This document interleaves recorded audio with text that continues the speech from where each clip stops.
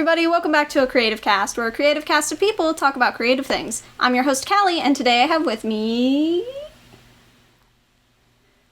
Hi, Marshaun. And I am Chris. And I guess I'm going first. Hi. I'm an illustrator. I focus on 2D character design, background painting, and prop design. And you can find me at MD Artistry on Instagram and pretty much everything else. And if it's not MD Artistry, it's Marshizzle Draws or something of that variant. Great. I'm Chris Morris. I am a 3D artist at a VR attractions company. And outside of doing that, I make fun 3D pieces of artwork. And you can find my stuff at Chris Morris 3D, where I post about once a year.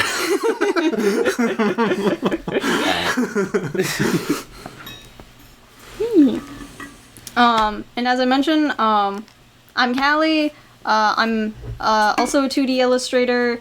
I primarily make a lot of character illustrations that are very story-based. I also make some mini comics. If you want to see my more illustrative stuff, check out Cali Creates. Anything more comic-y or storytime related is going to be under Cali Comics. I just make a lot of random stuff. Yeah, I'll put links in the description for everyone's stuff. So, check us all out. These guys are super cool artists, so totally check them out. They're awesome. I'm glad you said you'd do that, because I said my name wrong. It's MZD Artistry. I said MD Artistry, forgot my brand. I don't belong here. What am I doing? It be like that, dude. I mean, it be like that. Who Now am you I? gotta change everything. What's my You have to rebrand your entire industry. Who am I? Who are you? In fact, that's the topic of this podcast. What is life? Oh, God. Baby, don't hurt me. Don't hurt me. No, that's what is love. Same thing. What is life?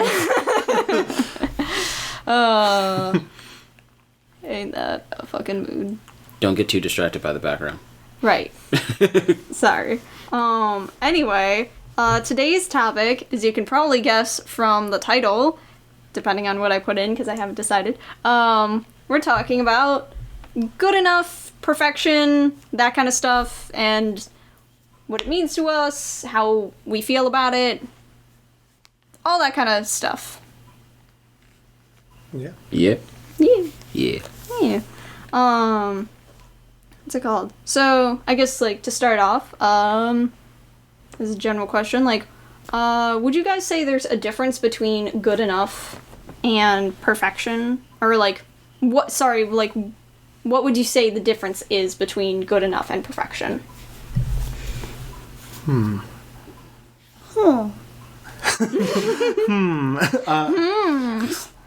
Well, I think, and maybe this is going forward into the podcast progression a bit, but I think the idea of perfect is something that is unreachable, and it's something that people think can be achieved, but because art is subjective, it's hard to call something perfect.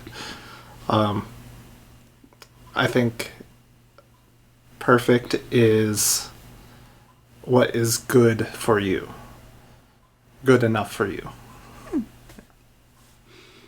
I think it depends on your interpretation of the question.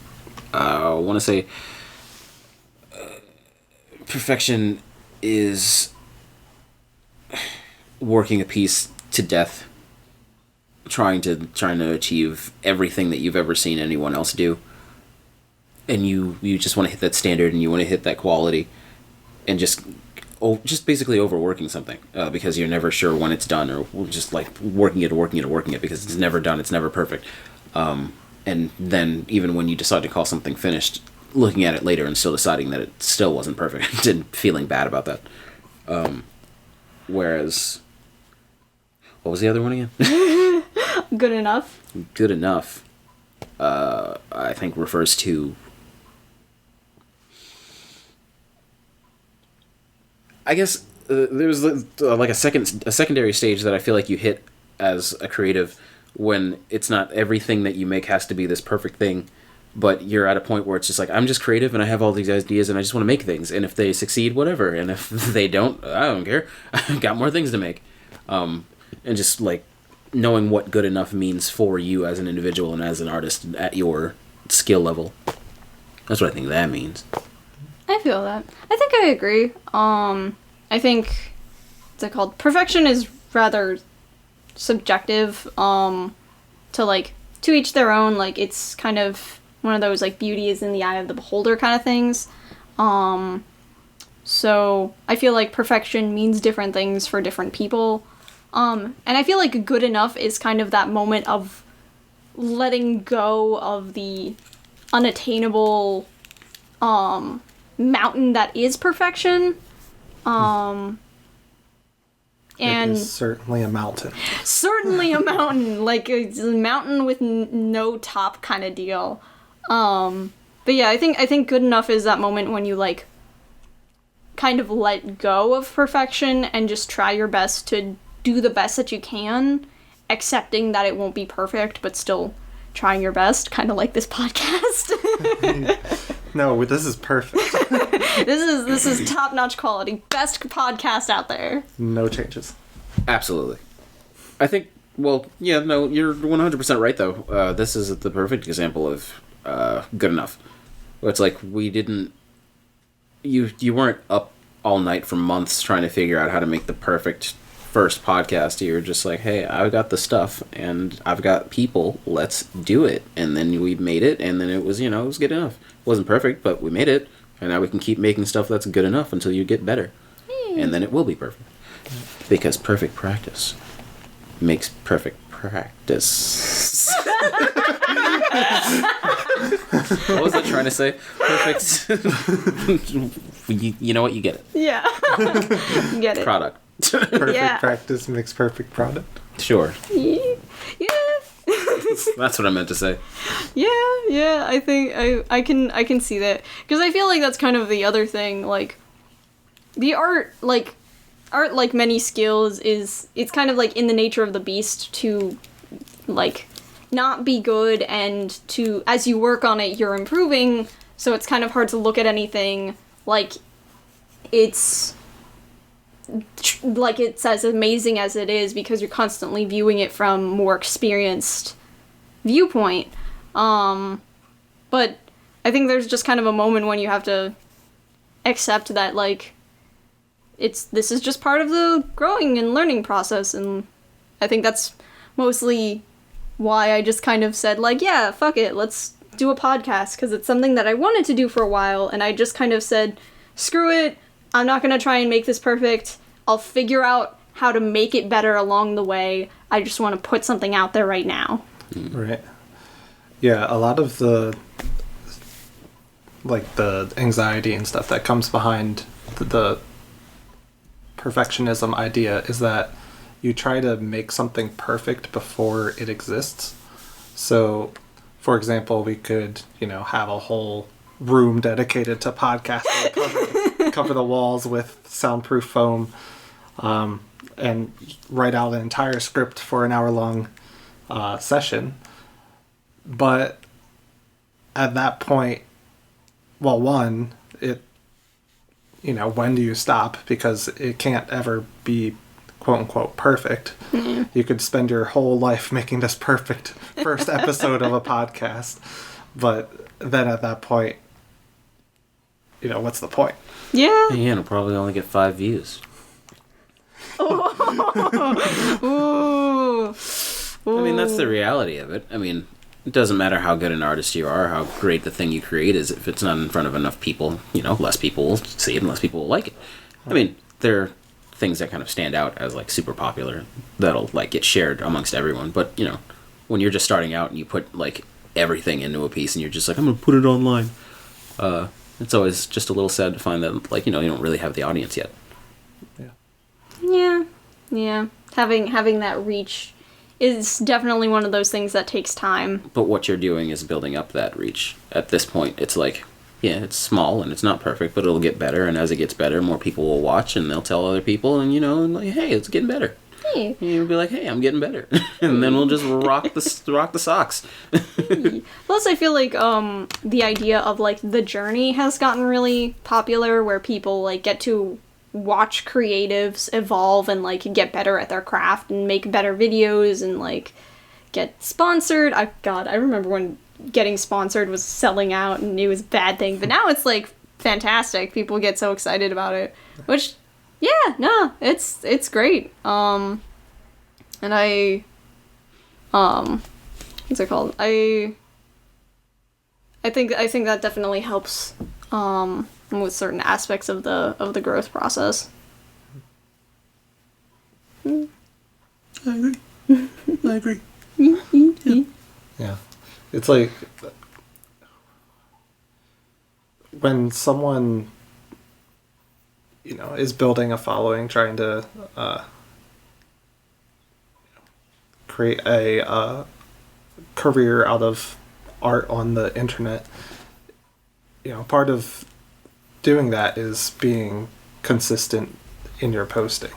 So there has to be a time when you say that a piece of art that you're working on is good enough in order to keep up with that consistency. Mm-hmm. Yeah, and then there's kind of like the question of when does like good enough teeter into subpar. Right. Yeah. When you let good enough just kind of be crap work. Yeah. And you're kind of putting out anything at that point. It's just like, well, this isn't quality anymore.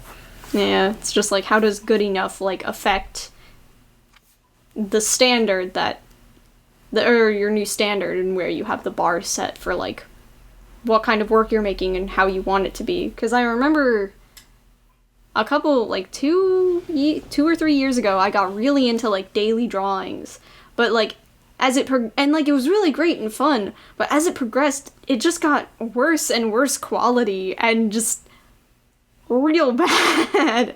And I just had to stop at one point because I was just like, I'm just turning out shit. Like I can't be proud of this. This is bad. Yeah. Yeah, there's something really important about remembering that when you make anything, whether it's for posting or if it's for something else, make it with intention. Make it with... I don't know. I've been asked before if everything I make has a particular intention behind it. And I was just like, well, yeah, because I'm an illustrator. I have crazy ideas. Other people have crazy ideas. You tell me those ideas and make them happen. That's what happens. I draw the thing. But because I haven't delved too deeply into, I want to say, abstract work or... Well, yeah, no, just abstract work. Things that are just more out there. Or, like, more spontaneous work. Yeah, no, everything I ever do has intention behind it. So I can't say, let me put out the advice that, yeah, just everything you make, it should have intention. Because, like, what if that's not the kind of work you make? But I guess this podcast isn't for abstractionists. I don't know, maybe it is. Maybe we can bring on an abstractionist, when we actually get a little more traction, or if we... Do we know anyone? Yes. Okay, well, yeah, we can several. We can ask somebody to come on. Well, we graduated from the same art school. We all know abstraction. You right. Yeah. I mean, it comes... that's another monster, is how do you judge perfection on something that's meant to be abstract and subjective. Very purposely abstract. Oh, I am not ready for that conversation. I don't feel qualified for that conversation. We're going to need some professors. No, I think, the three of us definitely lean more towards the realm of art with the purpose of entertainment and for the purpose of being consumed by people in a way that it's kind of like industry based. Right. More than what, like, the fine art angle. Yeah, it's representational work, but it's very specific representational work. It's not, I mean, not to say that we don't ever want to do landscapes or still lifes or anything like that, obviously, but the work that we make, like you said, is more entertainment based, and it needs to have appeal. It needs to have a point because it already has a point inherently, and that is to be appealing, and that is to be entertaining. So to make something that is non-representational as an entertainer is kind of difficult to wrap my head around personally. Which might be exactly what I need to practice in my art journey. But yeah, to just kind of tie that back to the topic, even though it wasn't a topic. The idea of... I lost it. I lost it. The idea of. We'll come back to this. Welcome back to Umcast. We should have an counter in the corner.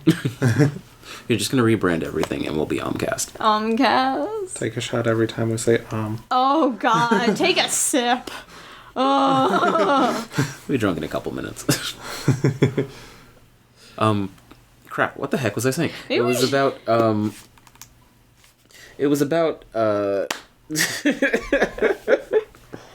perfectionism. Yeah, perfectionism, good enough, satisfaction. Right. Have we talked about satisfaction yet? No. Let's jump to that. Yeah. We'll jump to that. I'll Yeah. come back. Yeah, we'll circle back. We always come back. Yeah. Finger guns.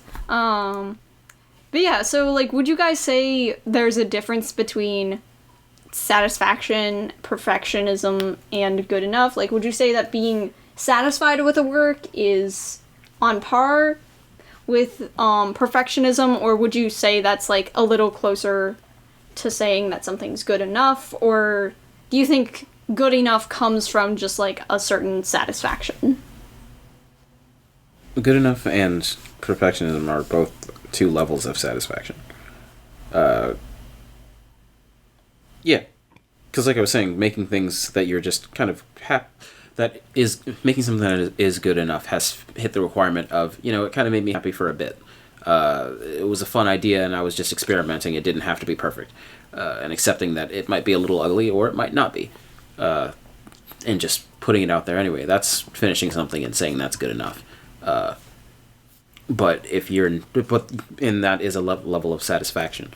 But higher above that would be perfectionism and like wanting everything to be perfect and holding on to something and overworking it. Because that satisfaction never comes. That's where I stand on that question. Mm-hmm. Chris.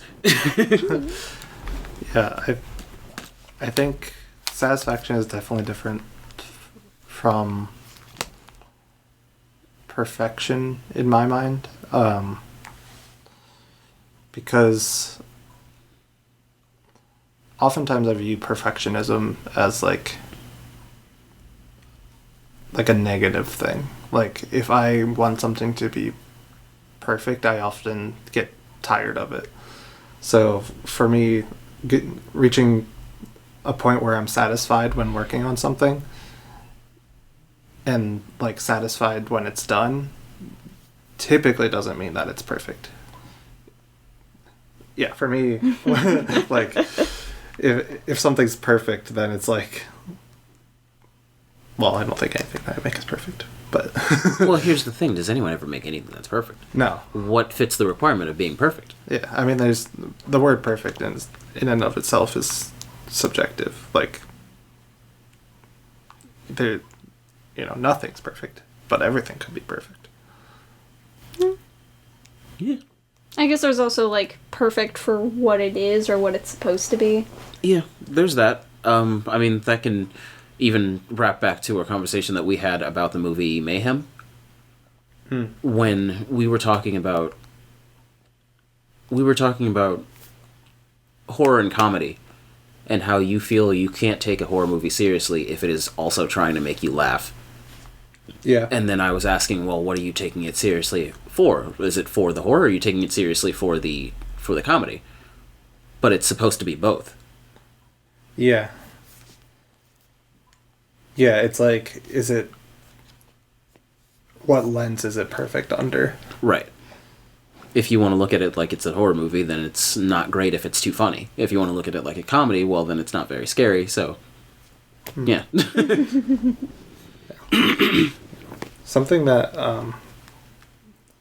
I kind of been thinking about recently is the idea that, like, rather than trying to make art that is perfect, trying to be a perfect artist.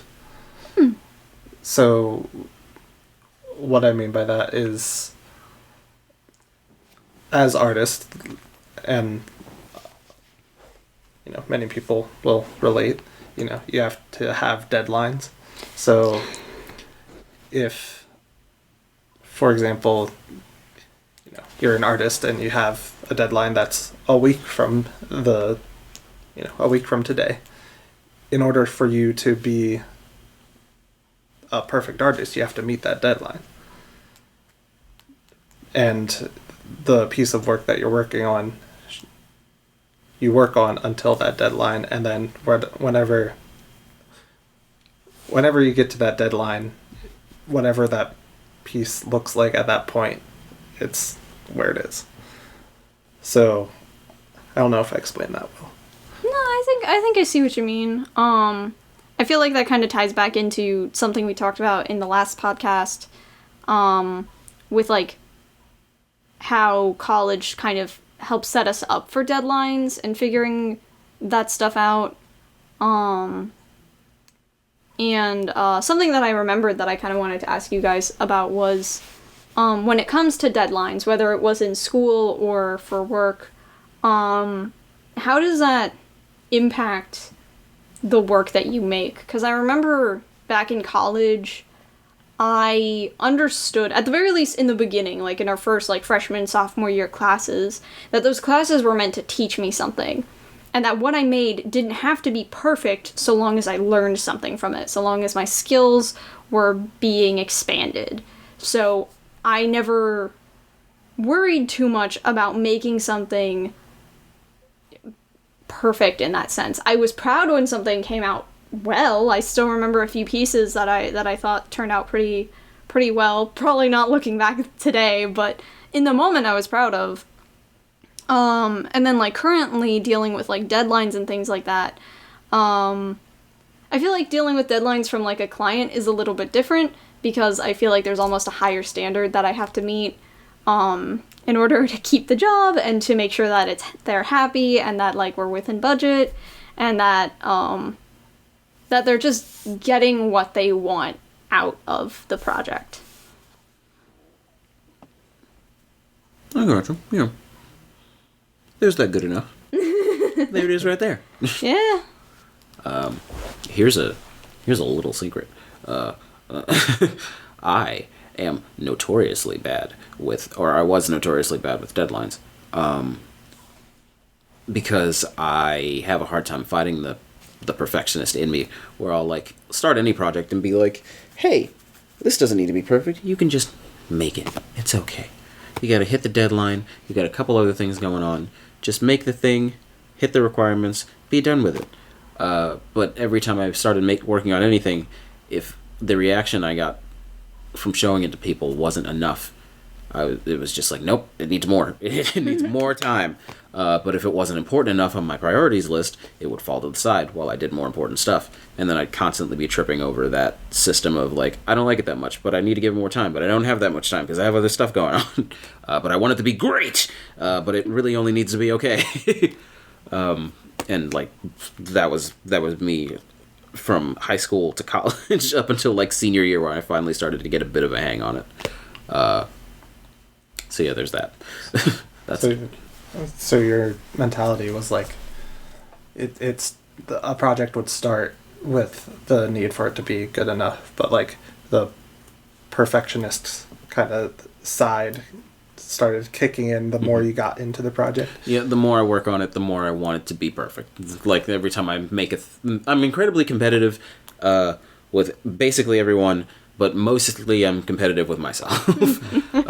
If I do something and I see that I screwed it up, I'm like, well, I'll do it better this time. And I'll keep doing that for an hour until it's better. So a lot of college was trying to figure out how to just not do that and just make a thing and be like, is this like technically correct? Yes. Does it give the feeling? Does it communicate the idea of what I'm trying to say or what I'm trying to do? Yes. Okay, then it's good enough. Great. And if you want to come back to it later, you want to fix it up later, do it when you have time. Yeah. Priority management as well. Just a whole issue there for me. Mm-hmm. Yeah, I think my experience in college was I often just like worked on something straight up until the deadline was due. Like, I don't think I ever could finish something early because then like my perfectionist part of me would be like, no, you can do more. So you have to do more because you have more time. But it's like the deadlines through college and now through work kind of force you to like cut off that urge to just work on something forever. Yeah. I can relate to that. I can relate to that because I feel like it's at this point it feels like such an exhausting idea when you have a new idea because it's like that's what you want to work on and you want it to be perfect. But time gets in the way. Everything gets in the way, and then it's just like, well, now I don't have that. I don't really have the time to make it perfect anymore. Now it's just there. Or if it's like, I want to say an assignment for work or for school. I want to say God, I'm losing it again. Why do I keep losing myself in the sentence? Repeat what you were just saying. That school and work deadlines cut off the need for perfectionism too. Like, the perfectionist urge to keep working on something forever. So, yeah.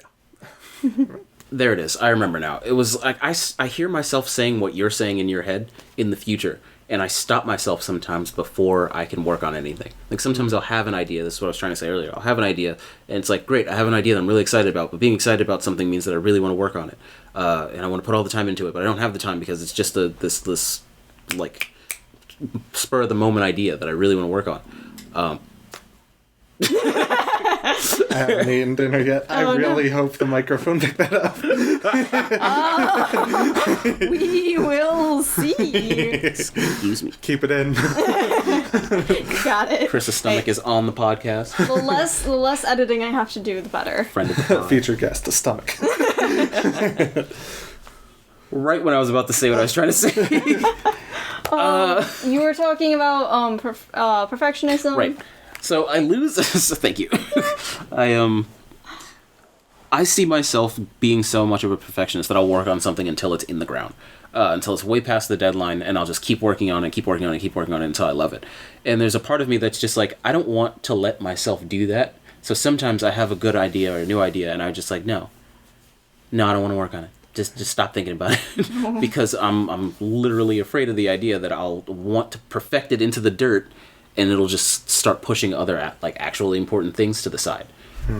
So it's like almost a fear of being perfect at that point that started developing after I felt like I was a perfectionist for most of my life, and then I started being afraid of perfectionism. Yeah. So that's a thing that I'm dealing with. I don't know if anyone else deals with something similar. Maybe I'm crazy. I don't know. I totally understand. Like, I have a bunch of projects that are just chilling in my head that I'm like, they look perfect in my mind. Mm-hmm. But I just know that once they're out there, I'm going to hate it because it's not the perfect vision that I see. Do you think the longer it sits in your head, the more perfect of an idea becomes, and then like the harder it is to obtain at that point? For me, sometimes. I just want to say that. Sometimes for me. Some ideas will just be a thing in my head and they stay that way. Other times I have an idea for something and it just gets bigger and bigger the longer it sits in my mind, and then I want to work on it. Right. But yeah. Yeah, I think it's, depends on the project. Like,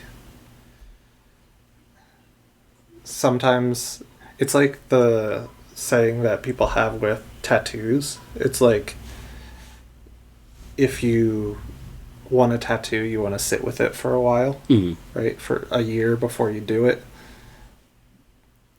But then that whole year, like, say if we're going back to the art perspective, you have a idea in your head for a year, and then you sit on it, and then it grows and grows, and then it just, like, it builds until, you're ready to work on it, but then it's at that point, so you have such a big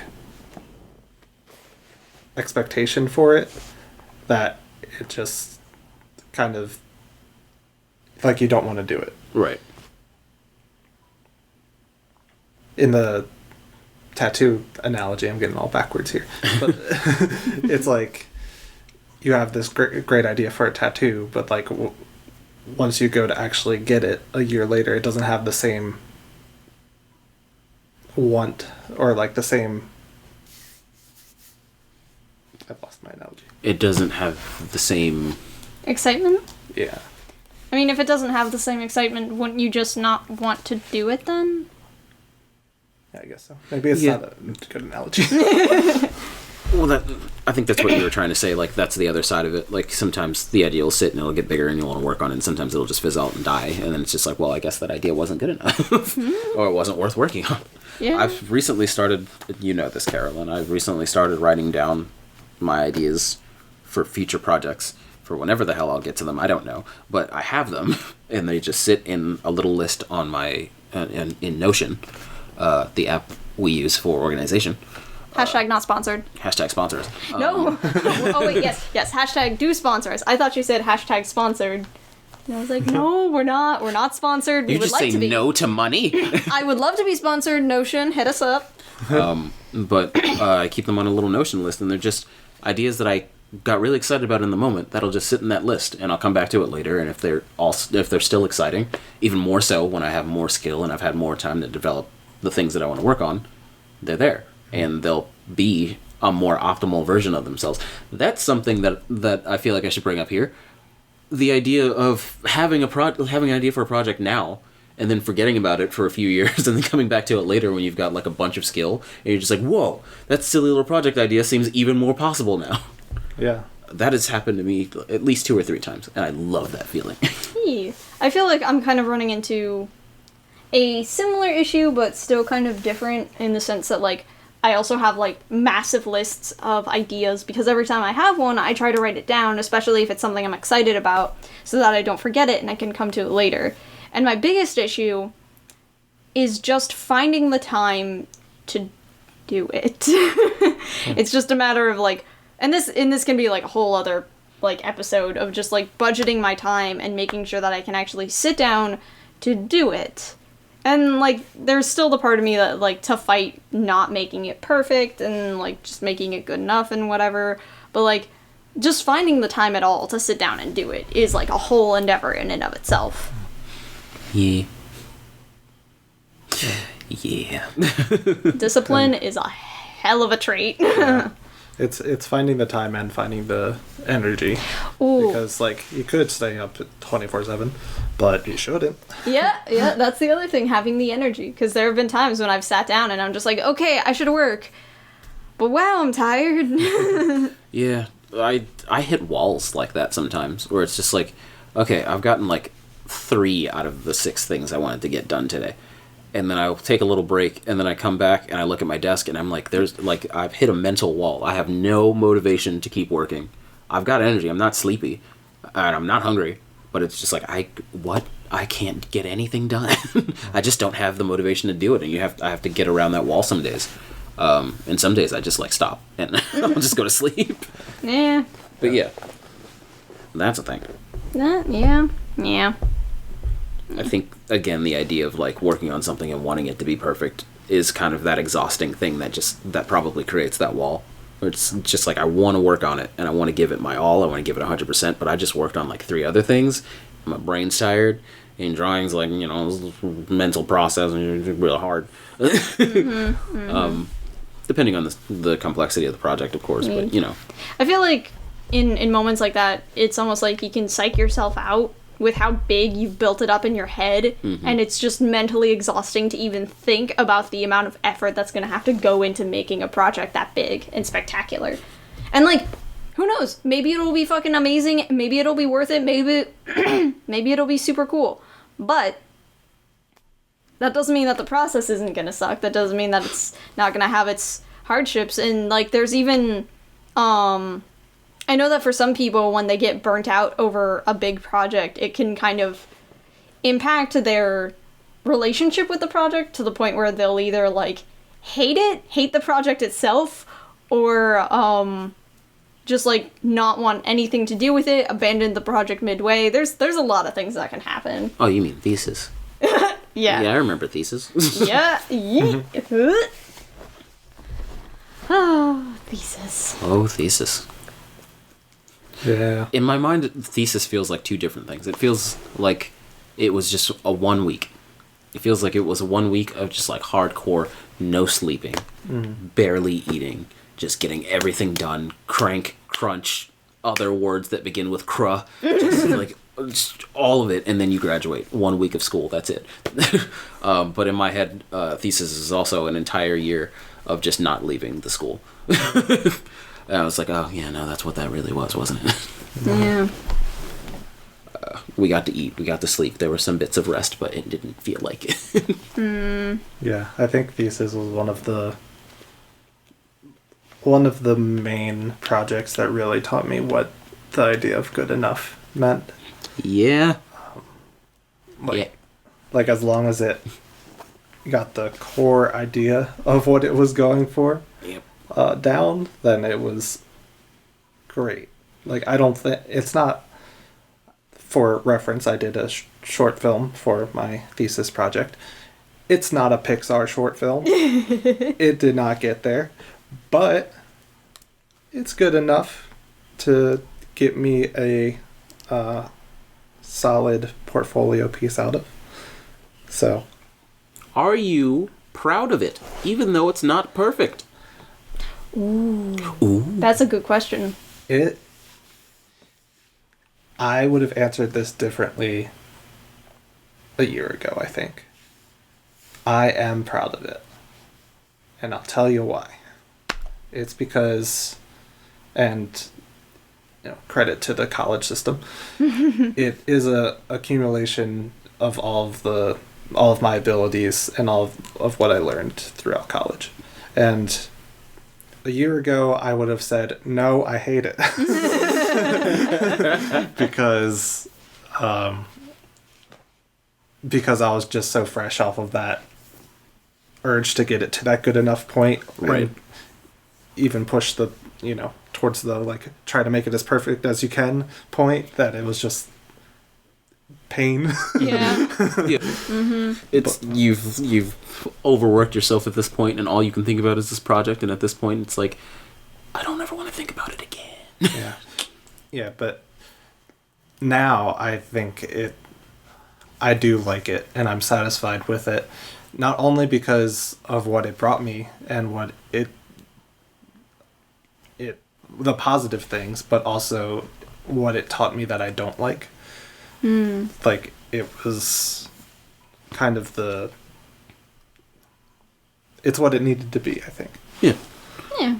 I like that. I like that you say it's like the culmination of all the things that we got from college, because I kind of felt that way too when I was making it. I mean, when I went to school, when we went to PCAD in the beginning, I didn't know how to draw digitally. Now it's like the only thing I do. My thesis was entirely done digitally. And there are a lot of new ideas. There was a lot of like spontaneous ideas in thesis that I felt like kind of embodied me. Like, my character designs had changed and switched up on the fly, because I feel like that's me a lot of like a lot of my process I like it better when it's like my art making process. I like it better when it has like a wrench thrown in every now and again. Like if I screw up, I'm like, okay, cool. Where can I take that mess up and turn it into something else? But on the other side of that, I feel like my thesis was also a culmination of like a lot of things that I really, really wanted to learn. Like color, like a whole lot of color theory. I really tried to learn and incorporate a lot of design work, character, costume, vehicles. I didn't get to put any vehicles into the thesis, but I had worked on some. But it was so much of like everything from the last few years coming into one like big project. There was a lot of like, I don't want to say, kind of pressure, but also like no more pressure than anything else. Because like you're in school, what's your job? Learn, get the grades, go home.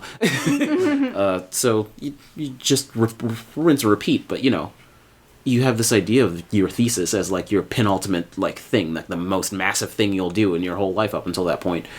And then after you've burnt yourself out working on it, you look back on it in a year and you hate it. Or 2 years later, and you're like, you know what? Yeah, you know, it was like you said, it was pretty good, actually. It was pretty good for me. Yeah. But, you know, after that, you have to have that year of hating it because, like, it took over everything. Yeah. Yeah. I get that. How do you feel? Since you're still a year away from your thesis. Yes. So, I feel like my thesis is a little bit different because it's kind of an ongoing project for me. Not that yours, Marshaun, isn't, because I know that that's like a story. It's related to a story that you're working on. My thesis was a few pages from a children's book that I'm currently working on with my cousin. More news to come. We're still working on it. We're still like working on it and trying to make it work. Plot twist. What? That's a plot twist. You're still working on yours. Oh yeah, plot twist. Still working on mine. I mean, so like the requirement for our thesis, mine's like the illustration major specifically, was to have I think 4 finished pieces, and I wound up with technically 5. I had 4-page spreads and then the title like front and back covers. And I also got the entirety of the book dummy done, which is great. And now I'm just going back and, like, finishing the pages. We're talking to, like, book printers about, like, printing and things like that. And it's a long and arduous process, but we're still working on it. And, like, looking back, I think the work that I made was good. There's things that I kind of want to change about it now, but I also don't want to redraw 5-page spreads because that's a lot of work. So I'm just, I think the biggest challenge at the moment is getting publishing figured out and continuing to work in the consistent style that I had, even though my work has evolved, which is like a challenge in and of itself. But yeah, oh yeah. Yeah. Long-term projects. We haven't even spoken about long-term projects. Yeah, this is a long-term project. I am not done with, like I said, the book dummy is done, which is basically a blueprint of what the book will look like. But I still have the pages I need to finish, and like I might even have to change the way the pages are like laid out due to printing things. It's a whole thing. It's a whole thing that I'm still working on. Yeah. I will say, though, although, like, my thesis hits differently for me than it did for you guys, I do have a project that does hit similarly that's from my sophomore year. I don't know if you knew about it, but you, Marshaun, were involved with it. Was I? Yeah, remember the storyboard? Eros and Psyche? Yes. Yeah! That shit. That'll go on YouTube eventually. Keep your eyes open. But that all started with a misunderstanding and a determination to not let my friends down. Where essentially I took a storyboarding class and we were tasked with creating a 5-minute storyboard. And I was under the impression that a script was like a page in an actual script. A page is a minute roughly.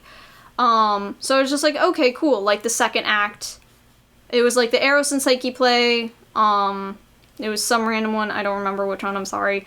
But Eros and Psyche, and like the second act, the final act was 5 pages roughly. Or maybe it was more than that. I don't remember. But essentially, what happened was I misunderstood how long the script was, and by the time I realized that, I had already asked friends to voice act various characters, and I was so distraught over the idea of, like, cutting any of them out, or telling them to, like, oh, hey, we can't do it with you anymore, because, like, a lot of my friends are voice actors, or they're fans of voice actors, and they were all really, really excited to be a part of this, and I just didn't have the heart to cut them out. So I worked my ass off, and made something very subpar, but I was still able to keep my friends, and I'm still proud of the fact that I got a, 15 or 20 minute animatic done in a semester.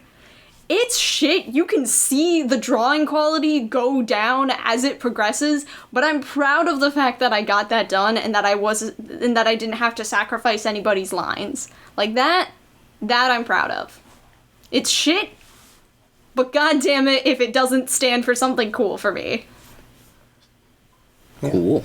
So in that case, it's something that you are satisfied with, but is not necessarily perfect. Oh, 100%. Like, it's far from perfect, but I mean, it's still legible. You can still enjoy it. Some of the voice acting's good, but some of the sound quality's not great. Everyone had different microphones. It was weird, but I mean, hey. I got to do my main goal, which was not cut anybody from the script. And I count that as a success. Like, that to me was a win. Sorry, I talked for a while. Yeah, so just to like, what's the word? Bottle cap? Bookend? Bookend. Bookend. Bottle cap. Guys, welcome back to the Umcast. We Yeah. that's it. Yeah. So to bookend, something that is successful doesn't have to be perfect. Yeah. Yeah, and just because, and like, the success and the perfection can be subjective to, like, whatever that means for you or what you're working on. Right. I think at the end of the day, no matter what you make, in 2 years you're gonna hate it. No, not essentially. You're not necessarily gonna hate it, but like, you know what I mean. Like, nothing's perfect. You can ask any. If you go back in history and you look at all of the greatest film ever created, and you look at any of the directors, and they'll probably tell you, I made it 50 years ago. It was okay back then, but I could do a much better movie right now. Or like, I've retired. I have too much money. It is whatever. Give me money. Give me something money. like that. It's whatever. Give me money. But you know what I mean. Like, you make stuff, and after a while, maybe in the moment it was like the most perfect thing in the world, or like trying to get it to that point was like your main goal. But like, when it's all done, you're going to be moving on to bigger things that are going to be more perfect than your perfect thing. So yeah, that's it. Yeah. That's my thought. Yeah, no, I agree. I think it's a good sum up. Good. Thanks. Yeah. I wrote it all on my own. No. Any geez, it kind of feels like we're almost coming to a close.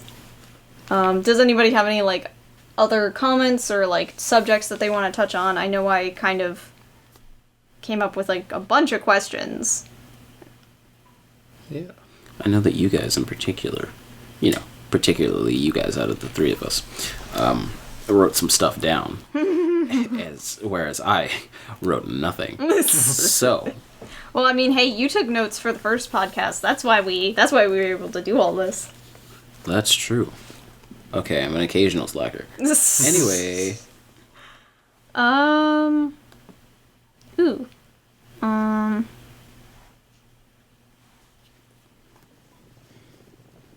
What you oohing and umming at? Just some of the things I wrote. Artists and clients tend to have a disconnect over the quality of something, unless a client, or a boss in some cases, is an artist themselves. They can't always tell the difference between something quality and not. Hell, some people aren't even willing to pay for quality. But do you think the disconnect ever influences you? Or have you seen it impact anyone you know? What's the short version of that?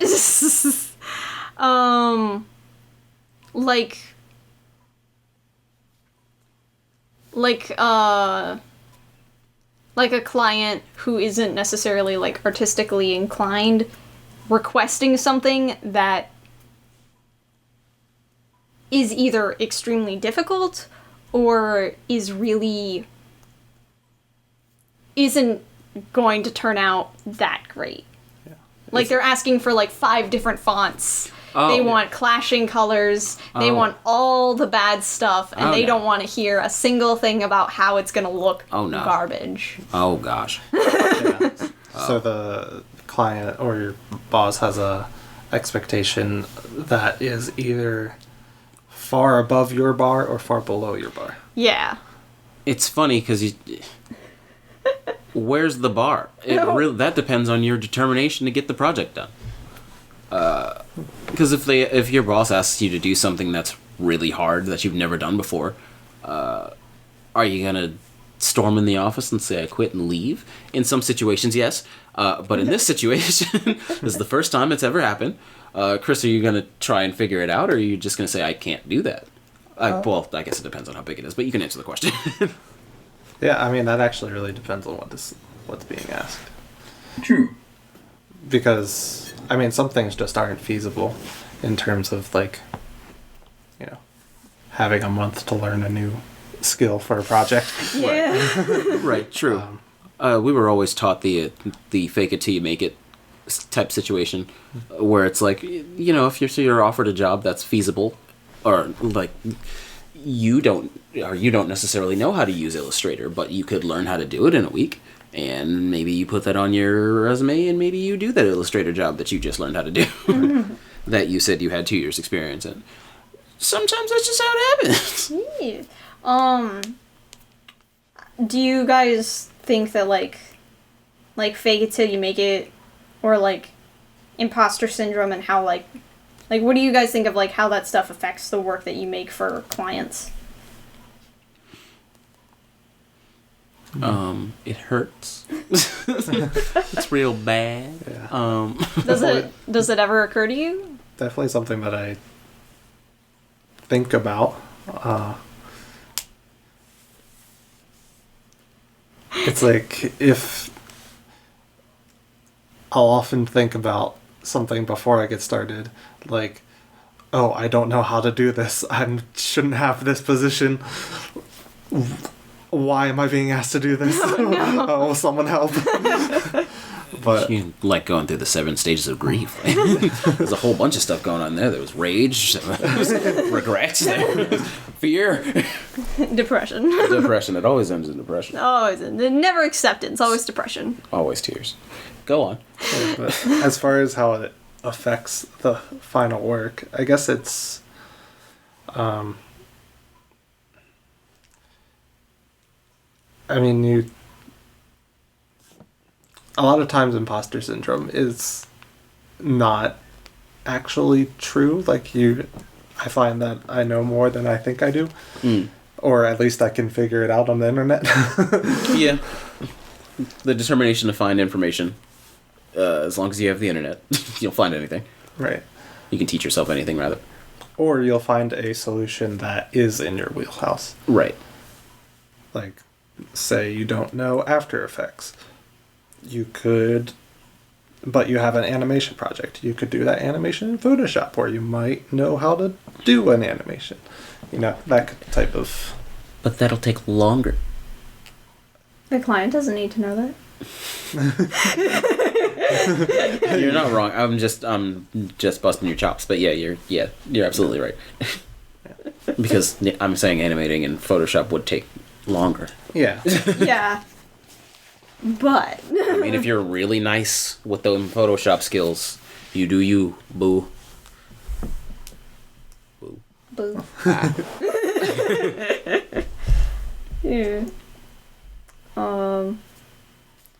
So we talked about like standards and where they are and things like that. What motivates you guys to set the bar where you have it for yourselves? Does the bar ever move? Bar's always moving. Bar's always moving because I'm always moving. Never stop. Like a shark. Always moving forward. Never sleep. Right? Never sleep. Sleep is for the weak. But no, yeah, the bar's always moving because the bar's always above me. Like I said, I'm always competitive with everyone, but most of all with myself. So if I achieve anything that was above what I thought I could do, I'm like, oh, that's pretty cool. But now do it 10 times over. And I'm like, yeah, by next week. And then the bar just keeps going. Like, my standards are always very high for myself. And that needs to be mitigated. But yeah, Chris, let's talk about your problems. No, kidding. My bar, it really depends on the project. But for my standard industry work, it is often looking at what other 3D artists are capable of. One of the biggest things that I learned from art college was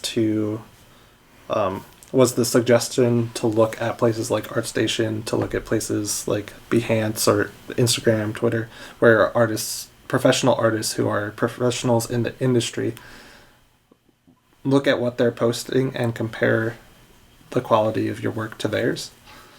And for me, my bar is, for work that I'm making for my job, does it align with that? Yeah, does it hit the bar of the industry standard? Right. What you're going for that particular moment, yeah. Right. That makes a lot of sense. I feel like when it is client-based or contract-based or wherever the work is coming from, when it's work-based, absolutely with that. Mm-hmm. Because that's exactly where you kind of find that divide between the good enough and the perfection. Because like if I'm making something for me and I know what I want to make, it's got to have a high standard label right on it. Mm-hmm. So like when I'm working on something for like a client for anything else, if they ask me for something, then I find something that meets those requirements first, and then I try to go a little bit above that. But if I hit those standards first, if I hit all the requirements first, hitting the base minimum, then I try to jump over with any extra time that I have. I have to strategically do the best I can when it comes to projects like these, because that's how I figure out my time management. Right. If I get too perfect about something that's not mine, that's eventually going to go to someone else anyway, then I will spend forever on it. But yeah, my own projects, I will spend forever. I have been spending forever on. I need to finish things, Chris. Teach me how. Teach me how. I don't know. I started this podcast saying I post on Instagram once a year. You're not wrong.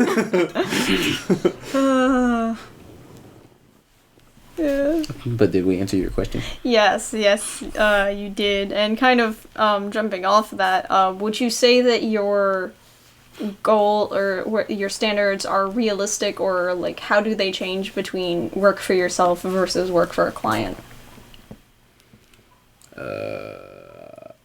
I like to think of myself as a realist. We'll see if that's the truth and when I get therapy. I don't know. But I like to think that all of my ideas for myself are realistic in the moment. And maybe that's a fault in my character or something I need to work on. But when I have an idea for anything, no matter how astronomical, in my mind it's possible. Because I don't like to tell myself that it's impossible too early. And I'll keep working on something until I feel like it's impossible, which could take a while. So that's kind of, I think I'm answering your question. That's kind of why my standards are always so high, because I'm just like, I have an idea and I'm like, well, sky's the limit. And I'm like, well, is it? Because if it is, I'm going to try and reach it. But like I said, that's only for work that's for me, when I have that kind of time to invest into making something that in my mind is perfect. knowing that perfect is temporary. Let me put that out there. Yeah. But yeah, Chris, how do you answer that? I don't know. I guess it depends on what personal work would be defined as. Because if it's like a simple, creative project that I just want to do just to have a expression of creativity, then, the bar for perfection is super low. But if it's a personal project that I want to either be a portfolio piece or to eventually be a product that I want to sell or, gain income from, then I will often have the same bar as the work that I do for my job, which is industry standard. We haven't talked about yet, which this would be the natural conclusion, but or natural progression rather. How do you fuse those two, man? Like you want to make a personal project, bro, but you're like, I want to make all this money from it too, because I want to make art of the things that I love and also make money from the thing that I love. Crazy, right? So if you want to make prints of something and you want to do a series of work, well, how do you decide how much time you're going to spend on that? Because it's your own personal work. You have time because it's a personal project. There's no hard deadline. So you can work on it forever, in theory. Mm-hmm. But, you got to get it done at some point. So how do you give yourself enough time to make something that's as good as it can be, knowing that you'll look at it at that deadline and think, could be better. Maybe I'll give it another week. And you could push that deadline forever. How do you put that stop sign in your brain to be like, all right, nope, that's it, we're done, this is good enough, I'm proud of putting my name on it, and I'm going to put it out into the world. I'm going to try and make some money out of it. People will absolutely want to put money down for this.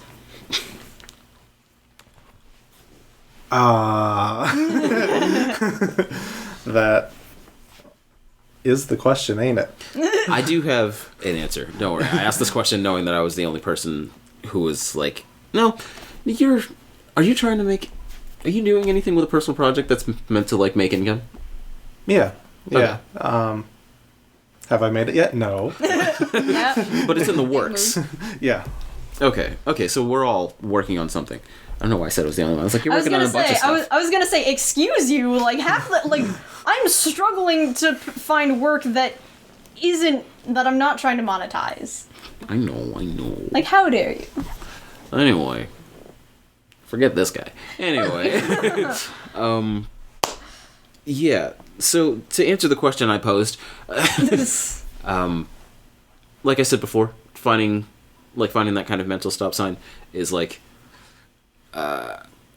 how good do I want this to be? Okay, so what am I making? What is the standard of the people who I'm going to be going up against? Who are the people whose work I really like in this thing, in this little niche thing that I'm making? Who are the people who are doing well? Who do I like the most? What's their level of quality? Can I hit that? Is it really easy or is it really hard to get to? If it's really easy, then hey, you've got something that you're making that you like, and it's fast, and you can just get out a couple. You can kind of time yourself, see how fast it takes you to make one, and figure out how much time it would take to make a series, if that is your goal, to make a series for something. And then you can just keep track of your process, and keeping track of yourself, keeping yourself in check. Discipline, essentially, is the best way to have that balance that I feel like takes a long time, and I'm still figuring it out to grab hold of. When you've got day jobs and you got everything else going on, you're just I want to work on this project. I want to get some time done, and it's going to be my thing, and I love it. And also trying to balance mental health and things like that, and not losing yourself in the process. Yeah, I guess. Mental health again. My God, This guy is important. You can't be a perfect artist if you're not a perfect you. But we just talked about how perfect is subjective and unattainable. You can't be a good artist if you're not a good you. Yeah. Next time on Cali Creates. Yeah. Yeah. So, just to add on to what you were saying, Marshaun. Yes. So you recommended like comparing your project to what is out there. Yes. And things you admire and see as like finished, successful products. Mm-hmm. There's always the option of showing it to people, and getting critical feedback. Like that's one of the big things that we got through the art college experience, is having to review other people's work every week and telling them whether it looks like a finished piece of work or not. Yeah. And how to say that without completely hurting their feelings. Well, I wouldn't say that's exactly the intention, but that is essentially the intention, to tell them whether or not it looks like a finished piece of work. But I feel like the main intention is to just give them criticism on how to progress it. Yeah. In ways that, I guess, function as appeal for us as an audience member. Yeah. But, yeah. Yeah, I guess you don't want to just wait until you show someone or show a number of people and they all say it's perfect, because one, they might not have the lens or the authority to say that. Yeah. But two, it's like 100 people saying it's perfect doesn't actually mean it's perfect, because perfect is subjective, as we've gone over. Yeah, it's almost like that's what this whole thing was about. And kind of jumping off of that, what advice would you give to somebody who's struggling to define their standards, or trying to figure out what perfection means for them, or like essentially like what they're like, kind of your younger selves essentially? I don't want to talk to that guy. He's a jerk. Be nice to your younger self. Younger people out there, younger artists, not necessarily younger than us, people who are starting out. Anyone who's starting out, doesn't matter what age you are. Yeah. Look, listen up. Listen. Defining your standards and your what you're good enough and what you're perfectionist is purely subjective. Or purely relative. It's all like, it's you. You have to find that. But inching your way towards that is like finding things that you like. Asking yourself, why do you like these things? What does it do that makes you feel the way you feel, and why do you want to make something like that? And again, like I said before, who are the people making this work? What does their work look like, and what do you consider of their work that is finished, or what looks unfinished? You have to explore what it is that you want to make, if it's that kind of project, I think. Even if it's for like a small client, even if it's or if it's for a small client, if it's for a small project, you still want to explore. You want to kind of get lost in a subject so you learn how to make something as best as you can. And doing that research will show you what the standard is. Show you what professional versus amateur looks like, because doing the research, you'll most likely find those two versions of that thing. Mm-hmm. So just research is my advice. Yeah, couldn't have said it any better myself. Yeah. Pick a perfect that's right for you. Heck yeah, knocked it out of the park. I win the podcast. I won. Where's my prize? Marshaun, Where's my prize? It's not a competition. Give me the cheese. It's not a competition. Cut the cheese. He's the perfect podcaster. We can't stop him. No. The perfect pod bod. That's the name of this episode. The perfect pod bod. Yes. I'm not naming it that. Can we at least talk about it? We can talk about it, but I make no guarantees. Okay. Good enough. Good enough for me. For me. Any final thoughts, Chris?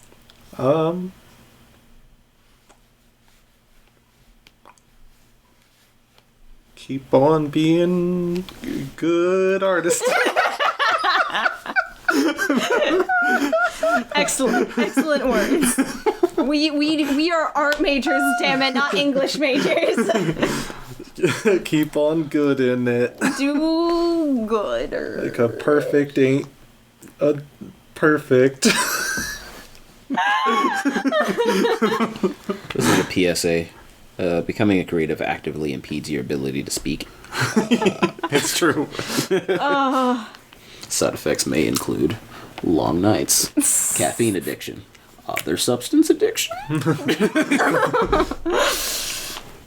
All right, well, that's it for me. Yeah. Walking out of the podcast, not even signing up. Oh, jeez, yeah, he's getting up. Okay. Thanks everybody for listening. Thank you, Marshaun and Chris, for being here. Really appreciate it. Thank you for having me. Thank you for inviting us to our own house. Anytime. Have a lovely day, everyone.